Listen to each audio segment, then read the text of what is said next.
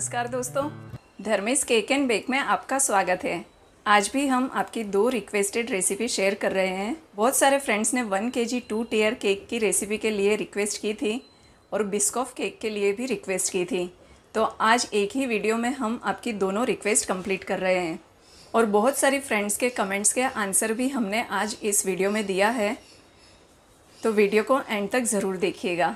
Video में हम ये भी देखेंगे कि 1 किलो 2 टियर केक बनाने के लिए हमें स्पॉन्ज कितना चाहिए और हमें व्हिप क्रीम कितनी लेनी चाहिए। सब मेज़रमेंट करके हम आपको दिखाएंगे ताकि जो मेरी तरफ फर्स्ट टाइम बना रहे हैं उनके लिए भी आसान रहेगा। आज 2 टियर केक मैंने भी फ़र्स्ट टाइम बनाई है, तो कमेंट्स करके ज़रूर बताइएगा कि आपको ये रेसिपी कैसी लगी।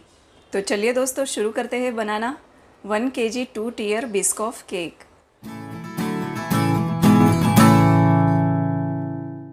टू टियर बिस्कॉफ केक बनाने के लिए सबसे पहले हम टिन को रेडी करेंगे और इसके लिए मैंने यहाँ ओडी इकोबेक पार्चमेंट पेपर लिया है। ये बेकिंग कुकिंग दोनों के लिए बहुत ही यूज़फुल है और चॉकलेट गार्निशिंग भी आप इसके ऊपर आसानी से कर सकते हो, जिसे हम टिन की साइज़ में कट करेंगे। ये ग्रीसफुल है तो हमें टिन में ना तेल स्प्रेड करने की ज़रूरत है और ना मैदे से डस्टिंग करने की। ओडी इकोबेक पार्चमेंट पेपर को मैंने टिन की साइज़ में कट कर लिया था, जिसे टिन में अरेंज करेंगे।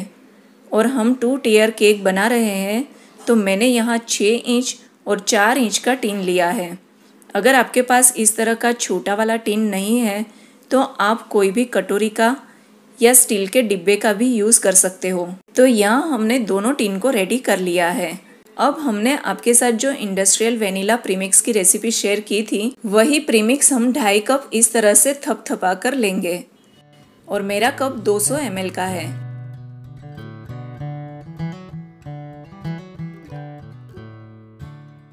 तो यहाँ हमने 2.5 कप प्रीमिक्स लिया है। अब उसी में 1/3 कप रिफाइंड ऑयल ऐड करेंगे।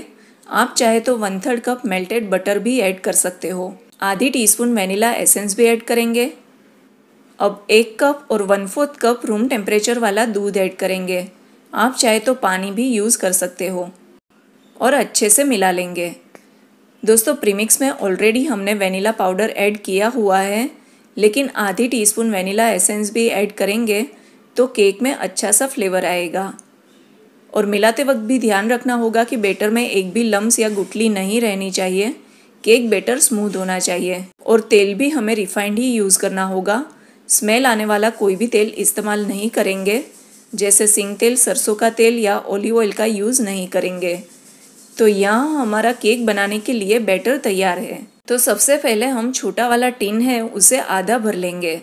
अब जो बैटर बाकी बचा है उसे बड़े वाले टिन में डाल देंगे।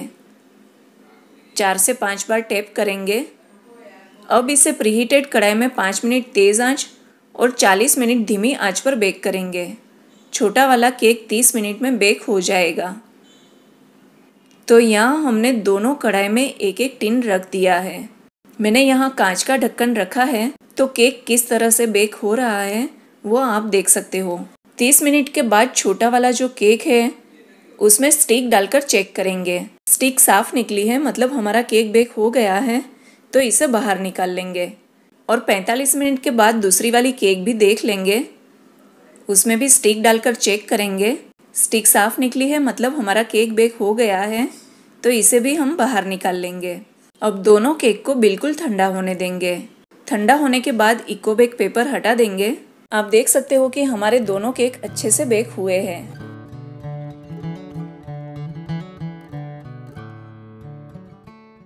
अब हमें 1 किलो का केक बनाना है, तो पहले हम स्पॉन्ज का वज़न करके देख लेंगे ताकि हमें पता चले कि हमें कितना क्रीम यूज़ करना होगा। तो यहाँ आप देख सकते हो कि वज़न में 700 ग्राम से थोड़ा सा ज़्यादा है। अब दोनों स्पॉन्ज को 3-3 लेयर में कट करेंगे।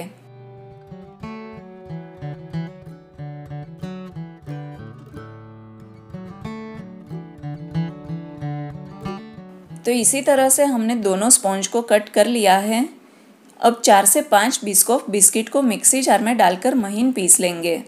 अगर आपको बिस्किट को पीसना नहीं है तो आप बिस्किट के छोटे छोटे टुकड़े करके भी यूज़ कर सकते हो। अब हमारा दोनों स्पॉन्ज मिला के 700 ग्राम का हुआ है, तो क्रीम भी मैंने यहाँ 300 ग्राम के करीब ली है। जिसमें से मैंने थोड़ी सी क्रीम अलग निकाल ली है, लेकिन जो क्रीम मैंने अलग निकाली थी इसका भी मैंने बाद में यूज़ कर लिया था। अब क्रीम को अच्छे से बीट करेंगे। बहुत सारे फ्रेंड्स पूछते हैं कि आप क्रीम में क्या ऐड करते हो कि क्रीम स्टिफ रहती है। सच कहे तो हम क्रीम में कुछ भी ऐड नहीं करते, बस इसे सिर्फ अच्छे से बीट करना होता है। और क्रीम को किस तरह से बीट करना है उसी का डिटेल वीडियो भी हमने आपके साथ शेयर किया हुआ है, आप चाहे तो वो देख सकते हो। लेकिन बहुत सारे फ्रेंड्स ने कमेंट्स करके कहा था कि हम आपकी तरह ही क्रीम बीट करते हैं, फिर भी हमारी क्रीम मेल्ट हो जाती है। आज मैं आपका ये डाउट भी क्लियर करूँगी। हमने यहाँ क्रीम को थोड़ी देर बीट कर लिया है और इसमें स्टिफ पीक भी आ गया है, जिसे हम स्पैचुला पर लेकर देखेंगे। स्पैचुला पर क्रीम आसानी से गिर रही है और स्प्रेड भी हो रही है, तो इसका मतलब है कि क्रीम में स्टिफ पीक आ गया है, लेकिन अभी भी इसे बीट करने की ज़रूरत है। अब फिर से हम इसे थोड़ी देर बीट करेंगे और इसके बाद हम इसे फिर से चेक करेंगे। जब क्रीम अच्छे से बीट हो जाएगी तब बीटर में इसका थिक लेयर इस तरह से लग जाएगा और स्पैचुला पर लेकर भी देखेंगे। अब आपको पहली वाली क्रीम और अभी की क्रीम में फ़र्क दिख रहा होगा। तो यहाँ मैं आपको ये बात बताना चाहती हूँ कि क्रीम अच्छे से बीट होगी तो ये आधे घंटे तक रूम टेम्परेचर भी मेल्ट नहीं होगी, तो हम केक में आसानी से फ्रोस्टिंग भी कर पाएंगे। और सबसे पहले हम 6 इंच वाला बेस लेंगे और यहाँ मैंने मिडल वाला लेयर लिया है, जिसे पानी से अच्छे से सोक करेंगे। व्हिप क्रीम स्प्रेड करेंगे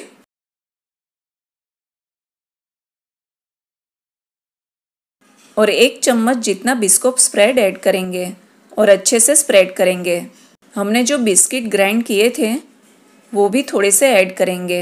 अब जो सबसे ऊपर वाला लेयर है उसे उल्टा करके रखेंगे और समान विधि से बाकी के केक बेस भी अरेंज करेंगे। बहुत सारे फ्रेंड्स ने कमेंट्स में पूछा था कि हमारी केक 1 दिन के बाद बहुत ही ड्राई हो जाती है और केक के ऊपर क्रैक्स आ जाती है, तो इसके लिए आपको केक स्पॉन्ज को अच्छे से गीला करना होगा। और जब केक बेस अच्छे से हम सोक नहीं करेंगे तो केक बेस जो क्रीम में मॉइस्चर होगा वो सब सोख लेगा और केक ऊपर से ड्राई हो जाएगा। इसलिए केक बेस को अच्छे से गीला करना ज़रूरी है। तो एक बेस पर आप 6 से 7 चम्मच जितना पानी स्प्रेड करोगे तो आपका केक कभी भी ड्राई नहीं होगा।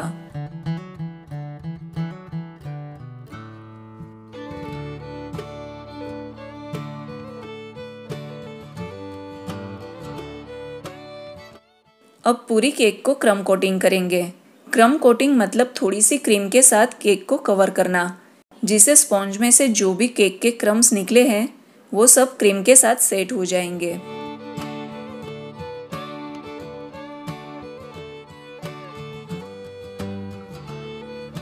समान विधि से छोटू वाला केक भी रेडी करेंगे।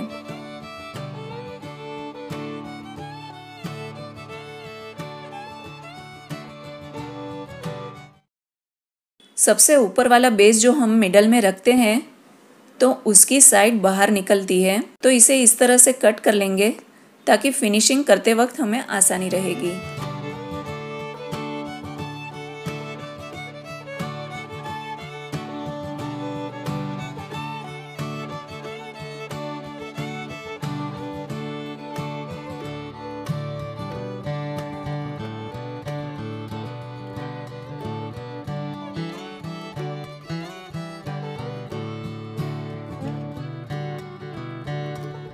तो यहाँ हमने छोटू वाला केक भी रेडी कर लिया है। अब जो क्रीम बची है उसमें 2 बूंद जितना ब्राउन जेल कलर ऐड करेंगे और अच्छे से मिला लेंगे।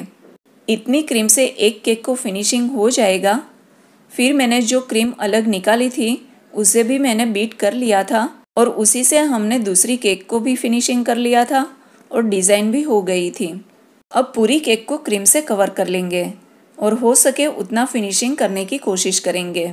आज भी मैंने केक को फ्रीज में नहीं रखा था क्योंकि क्रीम बची थी, तो मैंने डायरेक्ट इसका फाइनल फिनिशिंग कर लिया था। आप चाहे तो क्रम कोटिंग करने के बाद केक को 10 से 15 मिनट के लिए फ्रीज में रख सकते हो और तब बची हुई क्रीम को भी आपको फ्रीज में रखना पड़ेगा।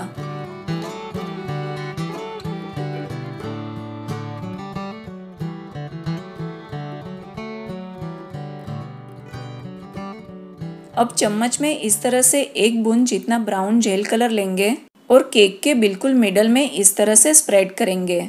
अगर 1 बूंद में पूरा राउंड कंप्लीट ना हो तो आप थोड़ा सा और जेल कलर ले सकते हो। अब स्क्रैपर से फिनिशिंग करेंगे तो इस तरह से बीच में लाइन बन जाएगी।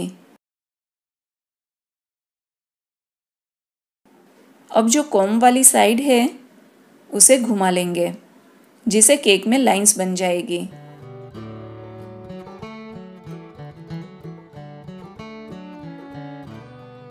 अब समान विधि से छोटू वाला केक भी रेडी करेंगे।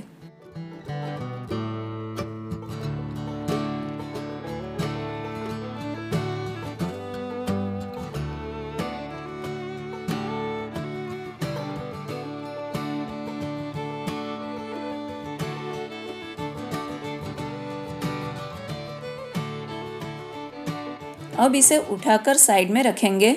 स्पैचुला और नाइफ के साथ ही रखेंगे ताकि इसे उठाने में आसानी रहे। अब जो छोटू वाला केक है उसे उठाकर मिडल में इस तरह से रखेंगे। मैंने नीचे टर्न टेबल लिया था इसलिए थोड़ा सा साइड में गया है, लेकिन अगर आप ऑर्डर के लिए बना रहे हो तो ध्यान रखिएगा कि बिल्कुल मिडल में आना चाहिए। थोड़ी सी क्रीम भी निकल गई है तो इसे बराबर कर लेंगे। अब यहाँ आप चाहो तो केक के बीच में स्ट्रॉ या स्टिक डाल सकते हो ताकि दोनों केक स्टिफ रहे। ऑर्डर का केक हो तो आपको स्टिक डालनी पड़ेगी, नहीं तो ट्रैवलिंग में केक खराब हो सकता है। अब मैंने यहाँ डबल बॉयलर मेथड से 2 टेबलस्पून बिस्कुट स्प्रेड को थोड़ा सा मेल्ट कर लिया है ताकि हमें ड्रिप्स करने में आसानी रहे। तो यहाँ स्प्रेड मेल्ट हो गया है, लेकिन अभी ये बहुत ही गर्म है, इसे हम रूम टेम्परेचर पर आने तक ठंडा कर लेंगे। अब डिज़ाइन करने के लिए मैंने यहाँ नूर का N1 नोज़ल लिया है जिसे पाइपिंग बैग में डाल देंगे। अब पाइपिंग बैग में एक साइड पर ब्राउन जेल कलर इस तरह से स्प्रेड करेंगे।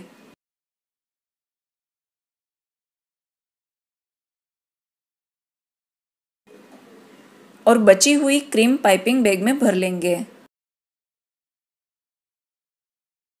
अब मैं जिस तरह से दिखा रही हूँ उसी तरह से डिज़ाइन कर सकते हो या फिर अपनी पसंद का नोज़ल लेकर भी डिज़ाइन कर सकते हो।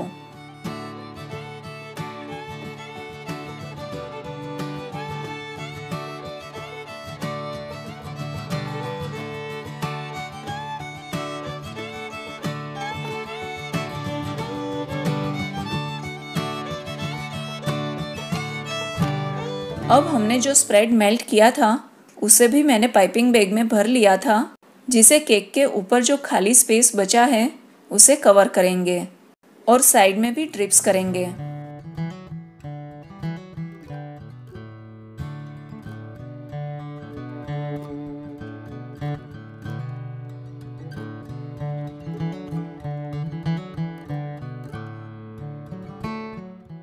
और सबसे आखिर में बिस्कॉफ बिस्किट से गार्निश करेंगे। तो यहाँ हमारा 2 टियर बिस्कॉफ केक तैयार है। अब यहाँ मैंने केक को एक दिन फ्रीज में रखा था और दूसरे दिन मैंने इसे कट किया था। आप देख सकते हो कि हमने केक बेस को अच्छे से सोक किया था, तो केक बिल्कुल भी ड्राई नहीं हुआ है और कहीं से भी क्रैक्स नहीं आए हैं। देखकर ही लगता है ना दोस्तों कि हमारा केक बहुत ही अच्छा बना है। सच में दोस्तों ये टेस्ट में भी बहुत ही डिलीशियस है और इस आसान सी रेसिपी को ट्राई ज़रूर कीजिएगा। आज का ये हमारा वीडियो आपको कैसे लगा वो हमें कमेंट सेक्शन में जरूर बताइएगा। और हाँ, हम साथ में शूटिंग नहीं कर पा रहे हैं क्योंकि यहाँ लॉकडाउन चल रहा है और कोरोना भी तेजी से बढ़ रहा है।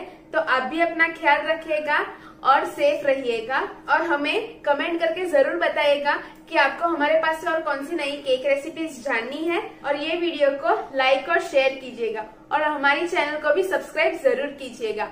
तो फिर मिलेंगे एक नई केक रेसिपीज के साथ। तब तक के लिए केक बनाइए, सबको खिलाइए और सेफ रहिए। Bye bye.